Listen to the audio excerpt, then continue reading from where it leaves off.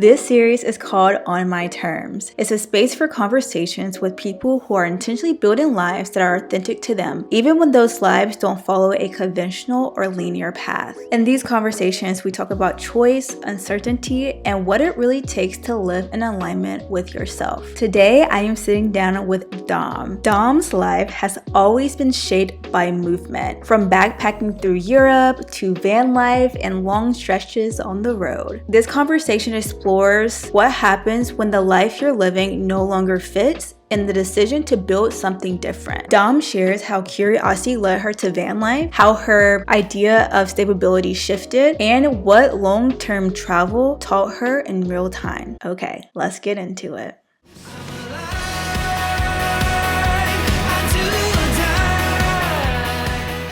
Okay, Dom. So for people who may not know you yet, how do you describe what you do in the life you're building right now? Yes. Oh my gosh. Hi. Hello. I would describe my life as being very travel and adventure forward. I think just kind of throughout life, I have found ways to really prioritize travel and that I'm open to the different ways in which it can look like. Like I've lived abroad, I've worked abroad, I've done van life, which was a huge years long adventure of living in a camper van and road tripping and traveling the US. And after that, I had moved West Coast, started a whole new life in a whole new state, like leaving my hometown. And now I continue to travel for enjoyment. So yeah, I would just say like the core of like the life that I'm living is very travel forward, very adventure forward, and just making room for adventure and however it shows in my life. Mm-hmm.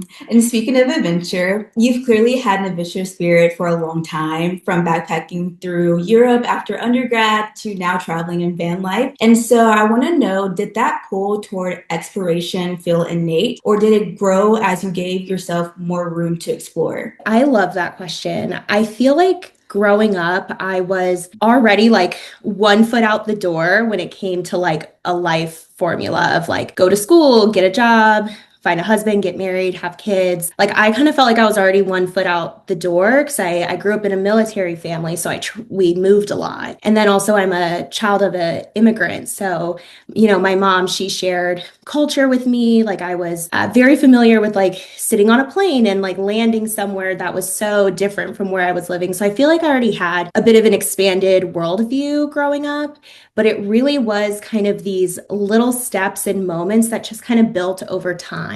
Like when I decided that I wanted to solo travel, it was like that moment was like booking the flight. Like, oh my gosh, like going from thinking about it to, oh, I'm taking steps to make it happen.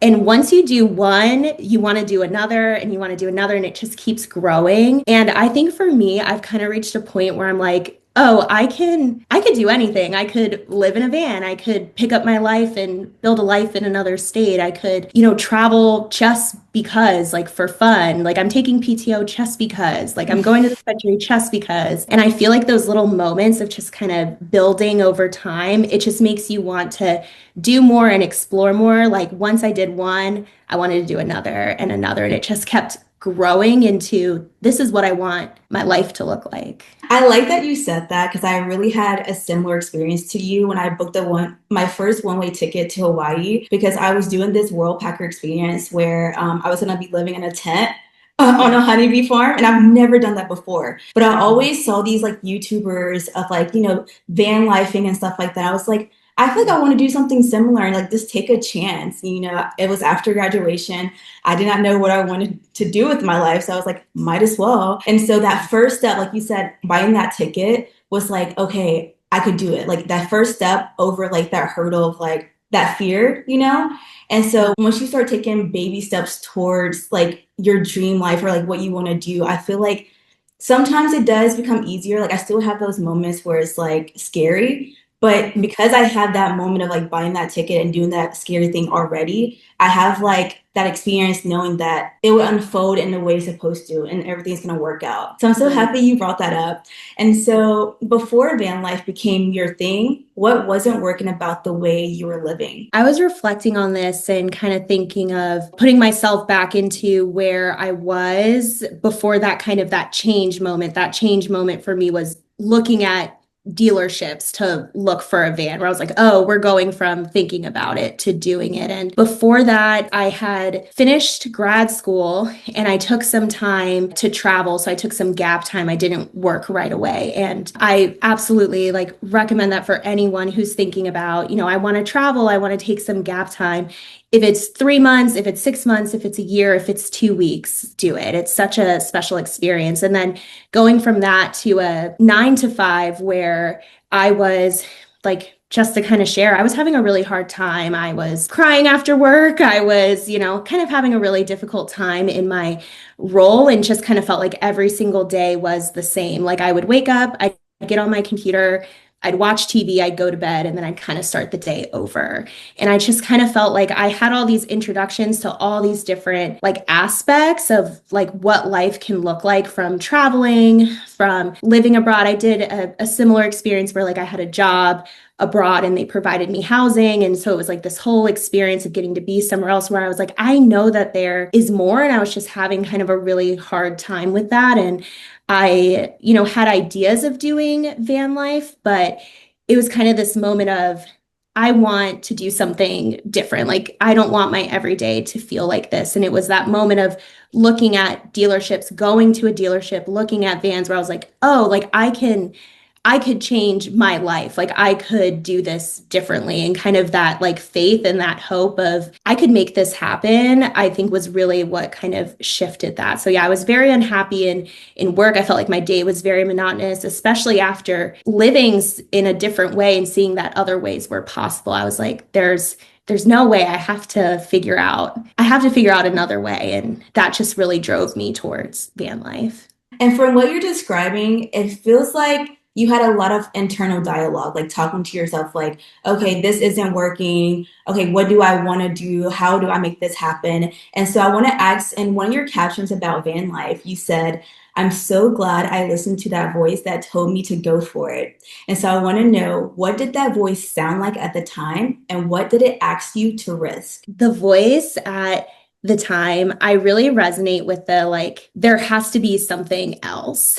I think we are maybe pressured into following certain formulas or that life needs to look a certain way, whether that's to be successful or to feel successful. And that voice in my head was just saying, there's another way. Like you were introduced to all these different ways of life and to live like such a adventure for so much time to then go back to, oh, I guess this has to stop. Like I have to settle down. I have to find a place. I have to have a 9 to 5. I have to. And it's, where did that voice come from? So I felt like realizing that that voice wasn't mine.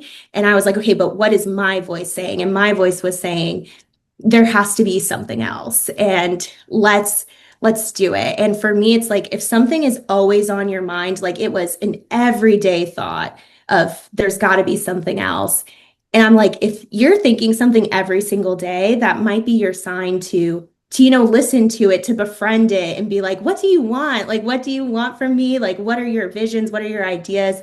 And that voice was like, there's something else. There's something different. And I want you to do it. And I was like, okay, let's do it. So I really kind of befriended that inner voice telling me to, take those next steps and figure out something different for myself in my life. I like that, especially because it wasn't until I sat down and asked where my values lie, like for example, I remember doing this exercise where it had me write down all the values I currently have, right? And then it asked you to like kind of trace back to the origin of that value. So did you get it from media? Did you get it from parents? Did you get it from yourself as you develop, or went along your journey? And so it wasn't until I did that exercise that was like, oh, some things that I believe I should be doing or what I should be creating in my life comes from media, my parents, and not from me. And so, oh my gosh, that was such a pivotal moment for me because once I finally sat down, it was like, okay, this is actually what I want my life to look like, how I want it to feel. That's when I really started taking steps to create that. And so you've also shared that after taking extended road trips, like the one through the Carolinas with your partner, that you started questioning why you didn't live this way more often. And so you kind of spoke about it, but can you walk me through that shift that from this is a trip to this could actually be a way of life. It's amazing when you kind of look back and you can be like, wow, that changed everything. And that Carolinas trip really changed a lot for me because it felt really kind of daunting at first. Like, why would I go to another state for a weekend? I have a beach here in the state that I'm living in. Like, why would I do that? Like, I'm so tired from work, or I'm exhausted, or I have this going on. Why would I do that?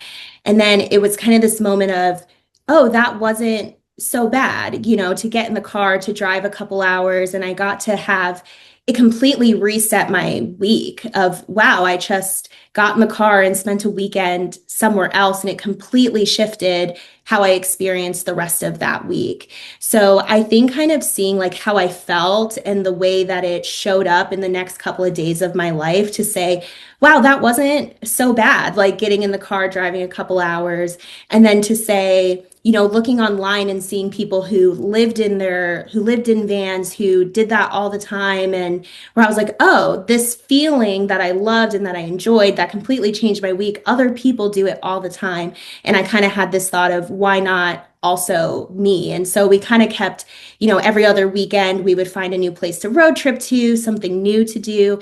And then it was like, let's do this all the time. And that kind of shifted into, getting serious about looking at vans and finding a van. But yeah, just kind of that moment of, I love the way I feel when I did this. Can I replicate that? Can I keep doing it? And the answer was yes, with work, with effort, with trying, figuring things out, moving puzzle pieces around. It was amazing to make it come to fruition. And what's something about van life or long-term travel that doesn't get talked about enough, or something you had to learn in real time? I think there is a piece, something that came to me on one of our journeys was just kind of like, there could be something that I really love that maybe at times isn't loving me back, and kind of like, how do I like negotiate that? Like, how do I kind of process through that? Where, like I was maybe so excited to go somewhere, maybe to a specific national park or to a specific state.